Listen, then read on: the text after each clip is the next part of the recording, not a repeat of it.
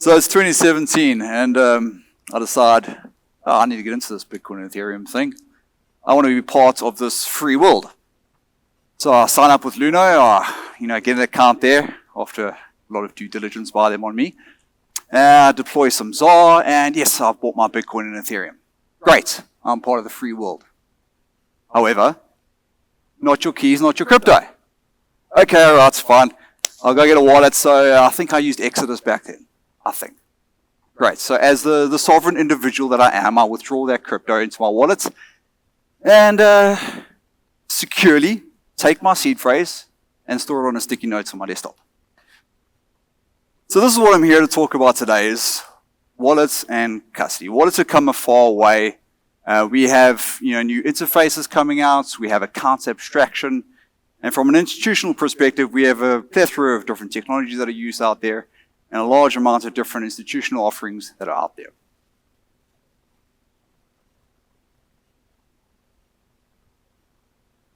Oh, sorry, I don't know how that got there.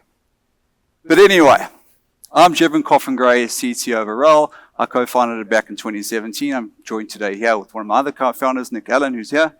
Also, I head of product, Andrew Maravitz, is with us today. I'm a father of two young boys making a big mess in my own home. Real hims kind of types, So to give you some context around why I'm talking to you about custody today, let me just give you an idea of really where Arrel fits into this ecosystem. So Arrel domiciled out of Mauritius with a lot of our feet actually based here in South Africa. We provide an institutional platform that allows institutions to manage digital assets, execute trades and transfers, essentially orchestrate their operations from one place. We've integrated all the different counterparties that the institutions need so that everything is unified within one platform. Obviously today we're here to talk about custody. I'm sorry that this is actually a smaller block here because I believe that custody is a core infrastructure and a backbone of the institutional requirements. So obviously, myself and the team, we spent a lot of time talking to and understanding the different custody providers and how they can integrate and how they can serve our clients best. So we start with the crypto custody scene. Now there are 3 points that I'm going to be talking to here. The clients are fairly obvious. You have the traditional types of clients that we expect to see. Those will be like fund managers, asset managers, maybe family offices. Crypto exchanges are even clients of custody, although a lot of them are custody providers themselves. And you have entities that are really specific also to crypto, like miners. Miners are also clients of custody. But where I want to focus actually is on this market needs here. Stable coins have been a big phenomenon within crypto. Originally out there for us to get into the crypto ecosystem, maybe to lessen our exposure when we're expecting a downturn. But they've become very core to the use cases that we use today. Remittances generally use stablecoins now. We've got cross-border payments and remittances. We've got retail payments. We've got crypto ETFs. Obviously, where does all that Bitcoin get stored? All with institutional crypto custody. But what I really want to focus on quickly is tokenization. And I would also implore you to stick around for Sean Emery's chat a bit later on tokenization and financial inclusion. That won't be one to miss. But when it comes to tokenization, we've got a lot of predictions around where this is going. BCG, they predict 16 trillion by 2030. Maybe that's too high. I don't know. But personally, I believe that within the next few years, we will go through a phase of hyper-tokenization. And why is it that I think that? So the world today is quite siloed. And if I just want to do a straight stock swap with someone, so we've got stocks and you want to trade with me, all right? How do we do that? Well, they might be on different platforms and we both go to our different brokers who go to their custodians, who go to their transfer agents, who interact with market makers that take spreads on either side of the trade, and I have the privilege of waiting 2 days for this. What about event tickets? I have an event ticket for here. Maybe I have an event ticket for the rugby. And you have a cricket ticket, and we want to swap that. They're on different platforms, different providers. Maybe we need an intermediary to help us make that exchange. Now, what if all these assets were on one rail? Now, this is happening today in some instances. Consider Brave. I don't know if anyone uses the Brave browser, but the Brave browser blocks trackers. So now you can take ownership of your own search history. Gives you that privacy. And then I have the option to allow advertisers to see that information and advertise it to me. So think about that. I've just managed to monetize my own search history. So I'm rewarded with the basic attention token. Great, so I have search history. I get these tokens. Now what can I do with that? Go to a platform like Audius. Audius is for content creators, musicians. I can now go there and buy content from musicians. So I've taken search history and now I have music or other content that they've created. Now think about the different types of assets. These are two very different assets in themselves, on-chain. So it's my belief that as soon as we start to understand how these assets can work together, provide liquidity to each other, I'm confident that we're going to go through that phase of hyper-tokenization. There's going to be this flywheel effect where we see additional liquidity, new types of financial services coming out there. Think about all the different types of collateral that comes out there. I think we will see an exponential rise in the ability to borrow and lend. More collateral, different types of assets coming as collateral, and greater liquidity pools. Think of the benefit for Africa as we're able to actually provide capital to our innovators in Africa, and they can use the types of collateral that can't be used today to borrow and lend against. Revenue for custody providers. Of course, the traditional people here will know certain revenue models associated with custody, but there are a lot that are intrinsic to the crypto world. Think about gas and transaction priority fees. What about KYT? The custody provider might have an integration with Chainalysis, Elliptic, Merkle, Science. They can do that monitoring for them. They can do the tokenization, the issuance there. Take part in what I just spoke about. What about token lending? What about yield? Wrong way. Consider this, for example.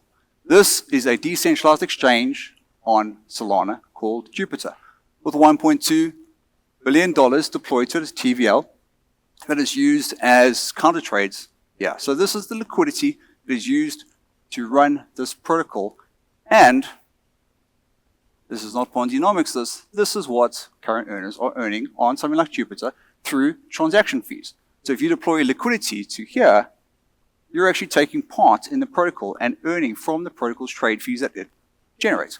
Now imagine as a custody provider being able to provide that type of benefit to your clients. You might think that great, this sounds all great, lots of different revenue, different market needs coming out, greater market needs coming out. I'm early. No. This is just a handful of the type of banks that are qualified custodians already.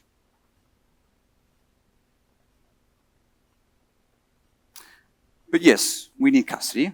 So what do?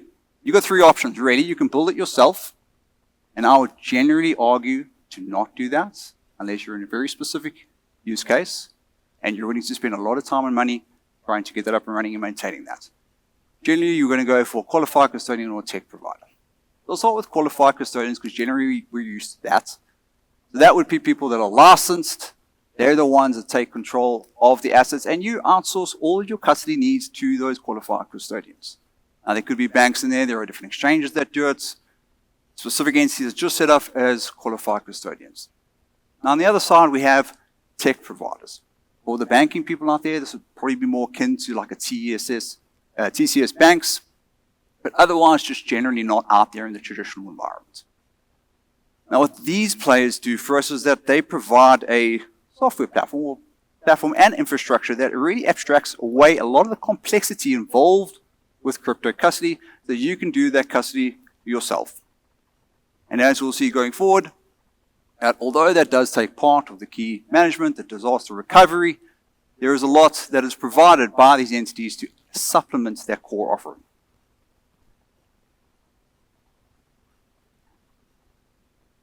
So yes, generally when we think about custody, we are thinking about key management and recovery.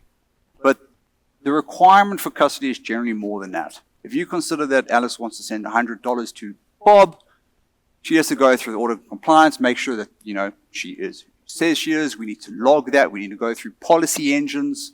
We need to make sure that, is there maybe a 2 or 3 approval for what she needs to do? What are her transaction limits? Is the person she's sending to whitelisted? As explained earlier, maybe there's travel rule complications with that. Then there's going through physical security, then to the key management, all the way, only then down to the Bitcoin core layer. So custody is far more than just the key management system. So what are the key factors when thinking about custody providers and who we choose? So yes, there's the security measures of key management and policy engine that I just spoke about. Obviously, there's insurance to think about. If you're looking at qualified custodians, generally the regulatory and licensing perspective, that could be specific to you or specific to the different clients that you're taking on. You're going to think about asset supports. Not every custody provider is the same when it comes to asset support, and that could be the asset and also the chain. And integrations. Here's an example, Coinbase Custody, if you use them, provides seamless interfacing with obviously their exchange Coinbase. But perhaps the connectivity to orchestration engines, orchestration trade platforms like Arrel, Talos, or Widen. They offer that. What about compliance and KYT? I spoke about the different revenue that you could get through a custody provider. Compliance and KYT might be one of them. Generally, you want to see if maybe that custody provider has that as well. Additional services, whether they offer tokenization and issuance. I've just spoken about where I think tokenization is going, so that's obviously an important one.